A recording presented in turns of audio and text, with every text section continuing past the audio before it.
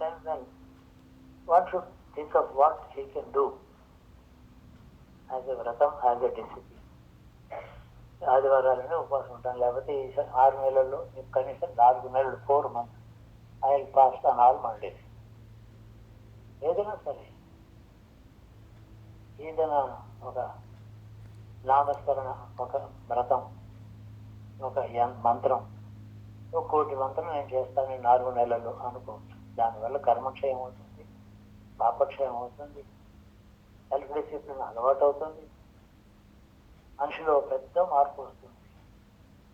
ఒక్కొక్క సంవత్సరం ఒక్కొక్క మెట్టు పైకి ఎక్కుతాడు. ఈ చాతుర్మాస వ్రతంలో దక్షిణాయన ప్రారంభంలో అపారమైన శక్తి రహస్యంగా ఇమిడి ఉంది అని మళ్ళీ ఒక మాట. అది నా అనుభవంలో కూడా అబ్జర్వ్ చేసిన డిసిప్లిన్ చాలా సామాన్యం.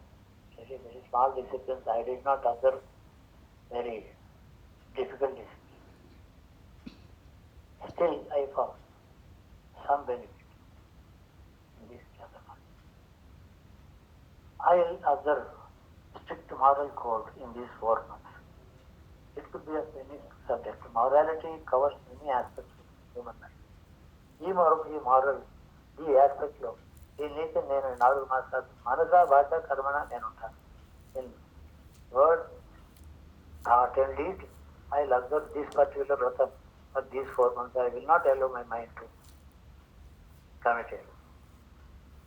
So then, how is the man growing if there is no kind of a disciplinary, self-imposed discipline and a progress earned by himself? Otherwise, what is happening to our life? We are growing old and dying. Man is the same when he was 60, when he is 80. A man is the same when he was 20, when he is 60.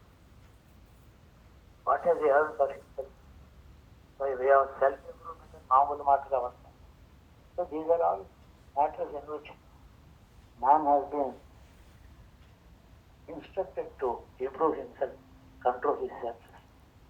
All moral transgressions are the victory of your senses,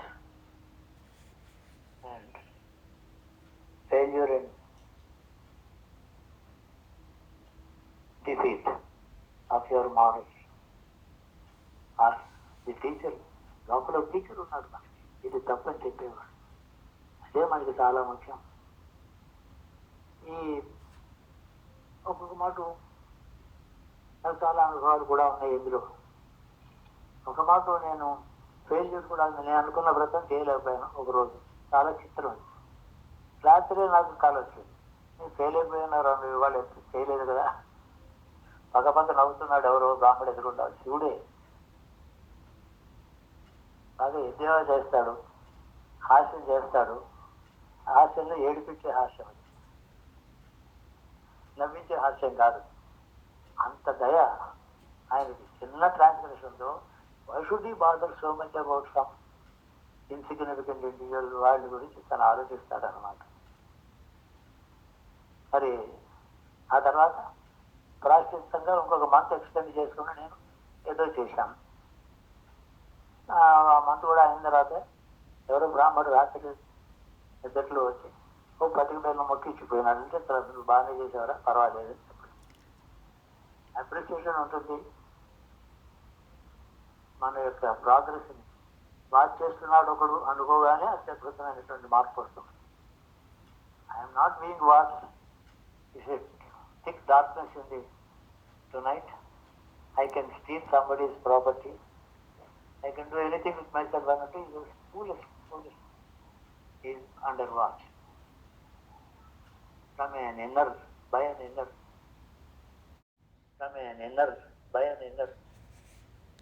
force, which is absolute truth, which is your benefactor, which is your well-wisher. అది బాగా గుర్తు చేసుకోవడం. ఈ thoughts అన్ని మనం రోజు భావించుకోవడానికి పనికొచ్చే కాలంగా అవుతుంది. రోజులు పెడదాం. ఇవాళ ఏకాదశి, పుణ్యతిథి, లేకపోతే మహాశివరాత్రి అని ఒక్కొక్క రోజు చేస్తున్నాం కదా. 4 నెలలు కొన్ని స్వామీజీస్ వలె 4 ఫార్మేట్స్, లేకపోతే 21 రోజులు కూడా ఉంది. మనం ఏం చేస్తున్నాం కదా. 4 నెలలు అనుకుంటే పెద్ద ప్రమాదం ఏంటి. ముందుగా చెప్పచ్చు భగవంతుడు, నేను ఎక్కడైనా ఫెయిల్ కావచ్చు ప్లీజ్ డోంట్ మైండ్ అని చెప్పేసి చేస్తుంది. నా సంగతి నీకు తెలుసు కదా, ఉపవాసం ఉండలేను, నిద్ర తట్టుకోలేను, చలి ఎత్తే కప్పకుండా పడుకోలేను, ఇవన్నీ తెల్లారుగా ఉన్న స్నానం చేయడం నా వల్ల కాదు అన్నీ చెప్పేసి వచ్చు. చెప్పేసి అయినా వ్రతం ఉంటాం. వ్రతంలో ఎన్ని ట్రాన్స్లేషన్స్ ఉన్నాయి లిస్ట్ రాసుకుంటే మన మీద మనకు మార్పులు పడతాయి. తనకి తానే, అందుకని నేను ఒక్కటే చెప్తున్నాను, ఎవడైనా తనకి తానే గురువు. గురు పూర్ణిమ అంటే సంపూర్ణమైన గురువు తనకి తానే. జగత్తంతటికి గురువు శివుడు ఉన్నాడు, ఈ మధ్యన ఇంకే గురువు లేడు.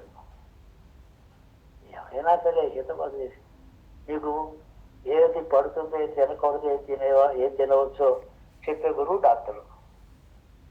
మీకు చెప్తున్నాడు. ఇలాగే అందరూ ఒక్కొక్క సబ్జెక్టుకు ఒక గురువు ఉన్నాడు. ఏదో సబ్జెక్ట్స్ ఉన్నాయి, ఉద్యోగానికి అప్లై చేయడం, ఎక్కడికి వెళ్ళాలి, ఏం చేయాలి, ఇంటర్వ్యూకి తయారవ్వాలి, తీసేవాడు అప్పుడు. ఎన్నో రకాలైన గురువులు రోజు మనకున్నారు.